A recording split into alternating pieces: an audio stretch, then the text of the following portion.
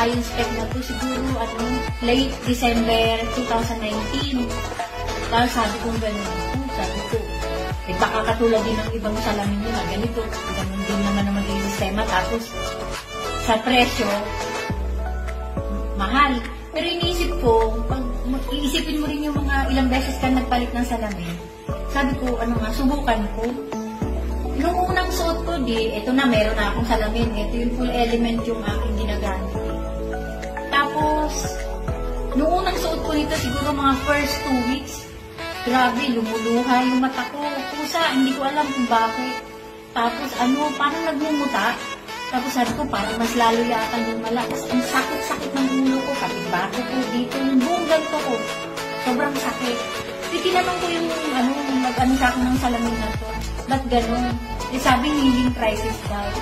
Iniisip ko, total ka ako, yung sinasabing healing crisis, ibig sabihin, may pag-asang gumaling to na explain sa akin na ito talaga ang senyalis na, ibig sabihin, effective yung salamin. Tuloy-tuloy ko lang. So yun na nga, diretso pa rin ako nagsuot nga nito. Tinatanggal ko lang po ito pag maliligo at saka matutulog. Tapos hanggang sa dumating yung time na parang maginhawa na yung pakiramdam ko. Tapos sinubukan ko habang nagpunta ako sa lokal, kaya kahit may kausap ako, sinubukan ko tanggalin yung salamin ko kung pwede ako makapagbasa ng wala akong, kahit hindi ko sa suot. Kaya awa ng Diyos sa loob ng less than 4 months, okay na ako eh. Nakakapagbasa ako kahit wala akong reading glass. Diba?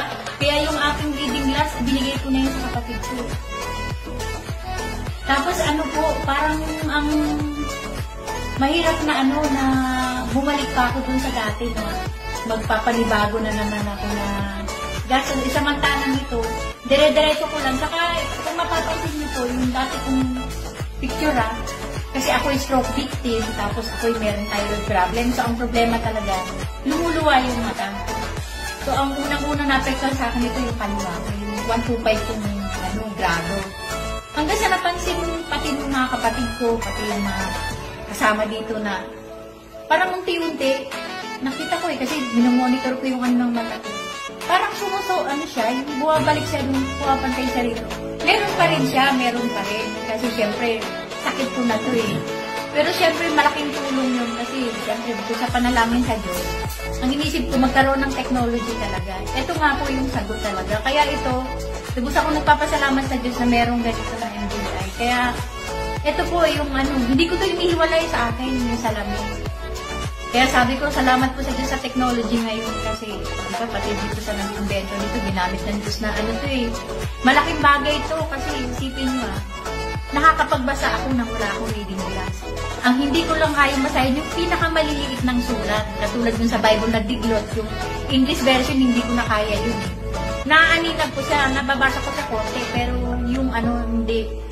Pero talaga, ang laki ng improvement. Kaya salamat po sa Diyos. Sana yung mga gastos tayo ng gastos sa pagpapagawa ng salamin, palabo ng palabo. Imagine mo yan kung hindi ako kung wala akong gantong salamin na ito, baka ito ngayon may panibago na naman akong grado ng mata. Kasi, alam mo yung progress ng paglabo ng mata, grabe no? Isipin mo, kaya sabi ko grabe, para pala talagang para din itong mga doktor na pag sinabing opera, tanggalin mo lang yung letra ko. Laging pera, laging bagsak ng pera, gawa niya. Kailangan mo, pero hindi ka naman pwedeng humindi kasi nga, hindi ka naman makakagalaw, hindi ka makakapagbasa. Pinaka-importanting bahagi ng katawan natin, yung mata. Pag wala ka nito, lahat na hindi mo magagawa. Ano po masasabi nyo dun sa mga kagaya niya?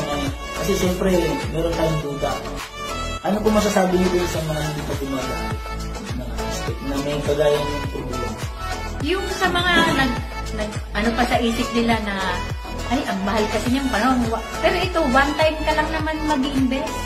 Yung investment mo to, kwentahin mo yung ginastos mo. Siguro mga sa 5 taon na nagpapalit-palit ka ng salamin. Ito, isang beses ka lang magsusuot. Isang beses ka lang mag-i-invest. Pero lifetime mo na, suot-suot mo na. Kumbaga, marami rin naman tong benepisyo. Unang-una, pati migraine ko na wala dito. Dati ay madali ako sa silaw-silaw na yan. Tapos sana yung mga alam mo po ako umiisip na kung kailangan ko tayo ipangutang para magkaroon ako nito. Kasi ang unang gagamutin nito yung mata ko eh. I-basic natin po yung pagkakaroon ng malinaw na mata.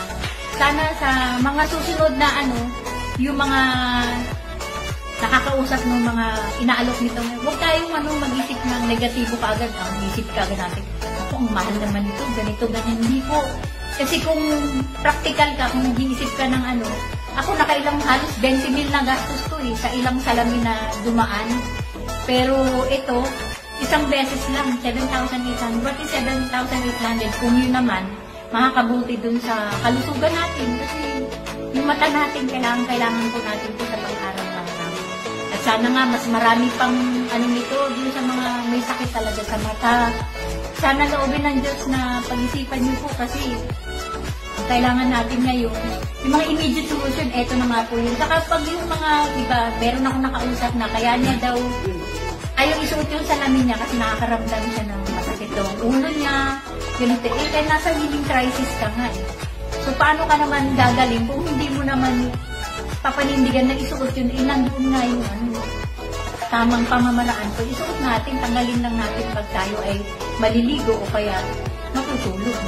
Yun lang po. Salamat po sa Diyos sa MGI po.